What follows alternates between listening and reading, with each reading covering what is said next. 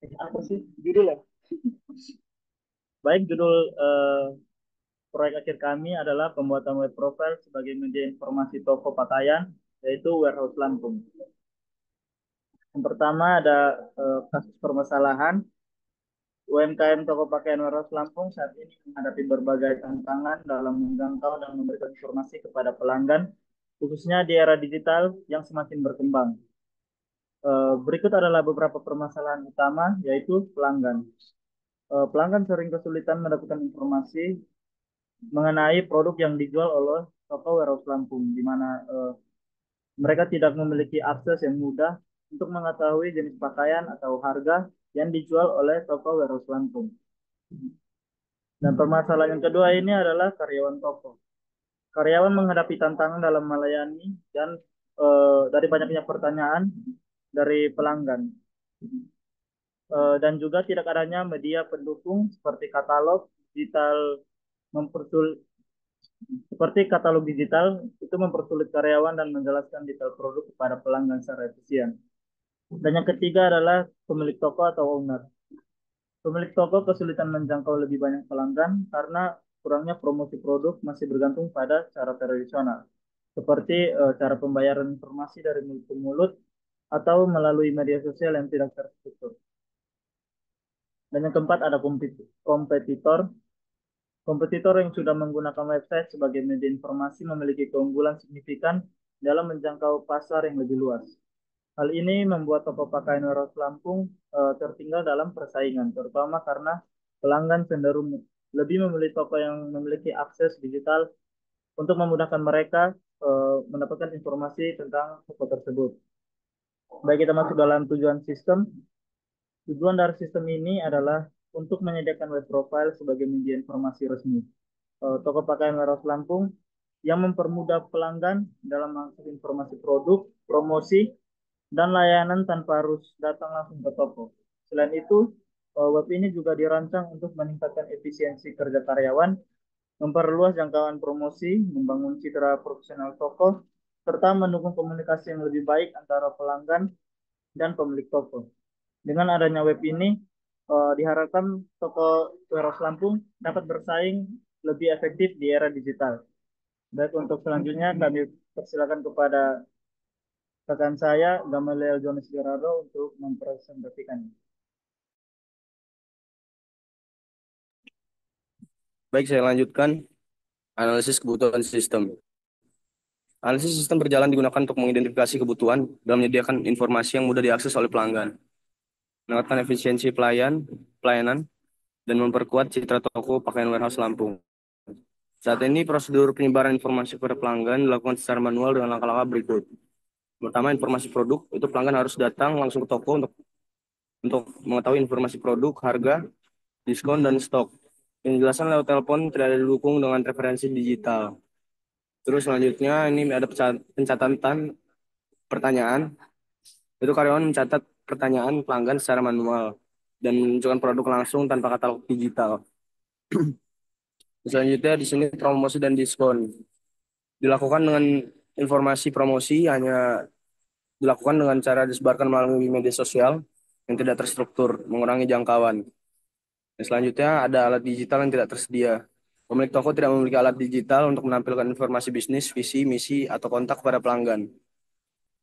Selanjutnya komunikasi manual. Komunikasi dengan pelanggan termasuk umpan balik dilakukan secara manual tanpa saluran resmi. Kebutuhan sistem. Kebutuhan fungsional sistem. Yang pertama itu ada pengelolaan data produk, pembuatan data produk baru, di antaranya pembuatan data produk baru, menambahkan produk baru ke dalam sistem, itu yang berisi nama, jenis, harga, ukuran, deskripsi, dan foto. Terus selanjutnya ada perubahan data produk, itu untuk mengubah informasi produk yang sudah ada seperti harga, stok atau deskripsi. Yang selanjutnya ada menampilkan detail produk, menampilkan informasi lengkap produk termasuk deskripsi, foto, dan harga. Lalu selanjutnya nomor dua, pengelolaan data pelanggan. Yang pertama, pendaftaran pelanggan baru, menambahkan data pelanggan baru. Yang selanjutnya menampilkan detail pelanggan, menampilkan informasi lengkap pelanggan. Yang ketiga, fitur kontak dan umpan balik pelanggan. Di antaranya menyediakan formulir kontak untuk pelanggan yang ingin memberikan pertanyaan atau umpan balik, lalu mengelola umpan balik pelanggan dan menanggapi pertanyaan atau kritik.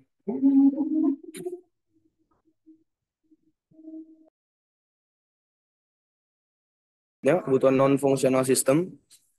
Berikut kebutuhan minimal spesifikasi perangkat dan perangkat lunak untuk menunjang kinerja fungsional di atas.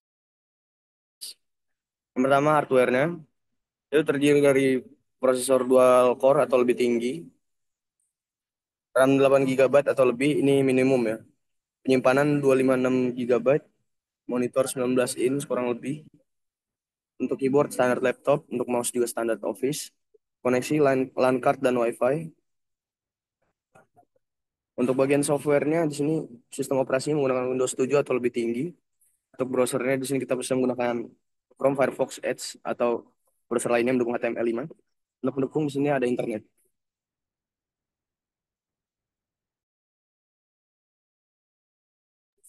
Selanjutnya akan saya serahkan ke rekan saya, Clinton Ubantorwan, untuk melanjutkan. Oke, akan saya lanjutkan. Adapun rancangan sistem pada program yang kami buat adalah dengan gambar ini menggambarkan bagaimana berbagai elemen seperti halaman beranda, halaman produk, halaman tentang kami, dan halaman kontak dihubungkan satu sama lain melalui data. Setiap elemen memiliki eh, deskripsi atau detail kontak. Hubungan antara elemen menunjukkan bagaimana data akan mengalir dan bagaimana berbagi bagian situs yang akan saling terkait. Dengan memahami diagram ini, kita dapat merencanakan dan membangun situs web yang terstruktur dengan baik dan mudah dikelola.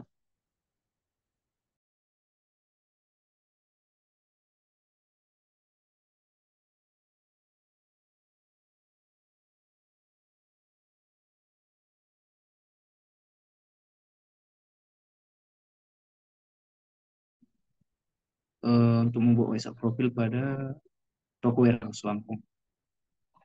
Adapun HTML yaitu sebagai dasar kerangka dari pembuatan website ini.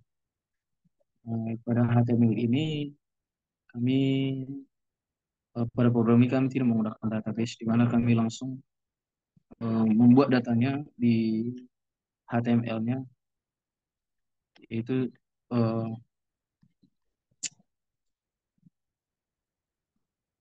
lebih tepatnya pemrograman ini atau kerangka yang digunakan dalam HTML ini membangun struktur dasarnya, yaitu menggunakan HTML tanpa menggunakan database. Kami menggunakan data statis yang diinputkan langsung pada HTML.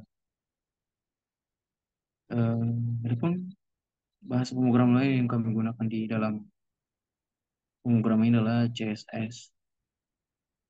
Boleh dibantu ditampilkan CSS.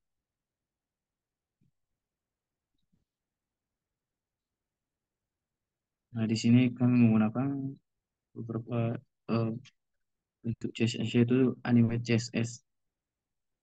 Ini Animate CSS ini pada dasarnya sebagai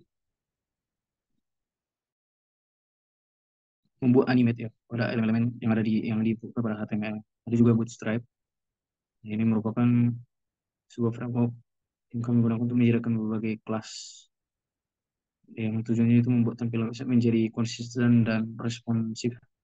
Ada juga Isotop CSS, di mana ini berfungsi sebagai membuat layout yang dinamis dan responsif, seperti galeri atau gambar yang ada pada website tersebut ataupun portofolionya. Dan juga ada style CSS, di mana style CSS ini sebagai aturan penulisan untuk CSS-nya.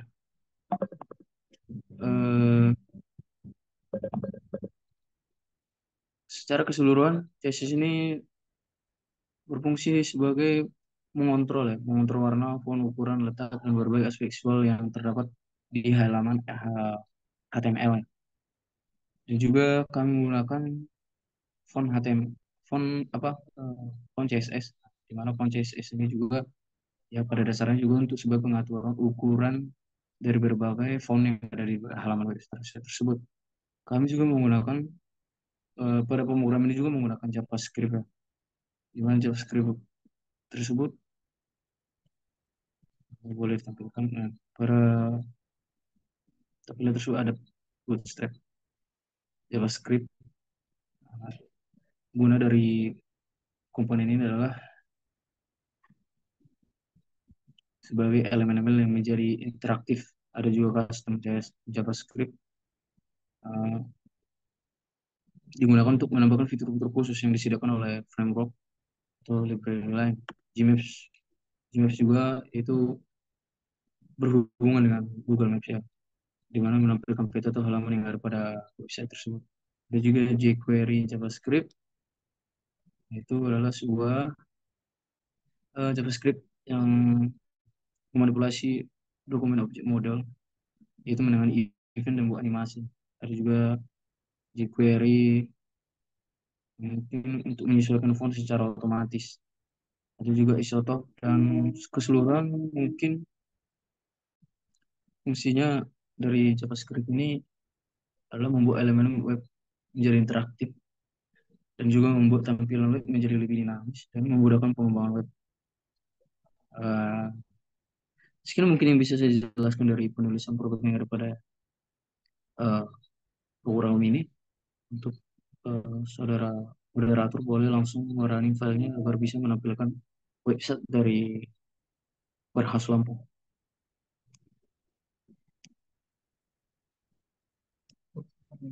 Stop share. Aduh, Bapak gue nelpon lebih jauh. Buru sih, Cok. Ini kalau udah bos nelpon, gue kaget sebenarnya. Wedok buru dok. Sabar, Ketua umum udah nelpon. Bapak gue nelpon, gue langsung gak fokus, Cok, ngejelasinnya. Jam segini lagi nelpon. Ketua umum, weh. Belum.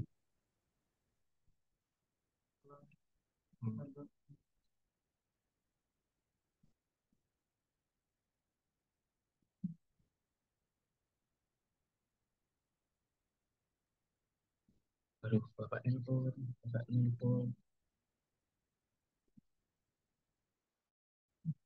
Udah nelpon. Oh, itu masih rekaman nggak? Oke. Oke, bisa kita lihat dalam tampilan tersebut sudah ada website yang kami buat yaitu Warehouse Lampung, di mana website ini menyediakan berbagai produk ya. Bisa kita lihat sebagai media informasi kita berbelanja di Warehouse Lampung. Di website ini juga ada beberapa menunya yaitu eh, menu home, menu ada juga tentang Warehouse Lampung, ada juga produknya, ada juga kontak asnya. Keseluruhan dari website ini bertujuan sebagai media informasi bagi eh, orang-orang untuk mungkin suatu saat mau belanja di Warehouse Lampung dan bisa langsung menghubungi email ataupun kontak yang disediakan di pada website tersebut. Eh, Mungkin dari keseluruhan tampilan ini kita bisa melihat dan menyimpulkan web tersebut bisa digunakan sebagai media informasi untuk berbagai berbagai orang sebagai informasi berbelanja di warehouse. Demikian mungkin yang bisa kami jelaskan dari program dan tampilan website kami. Eh, saya ucapkan terima kasih. Saya kembalikan ke moderator.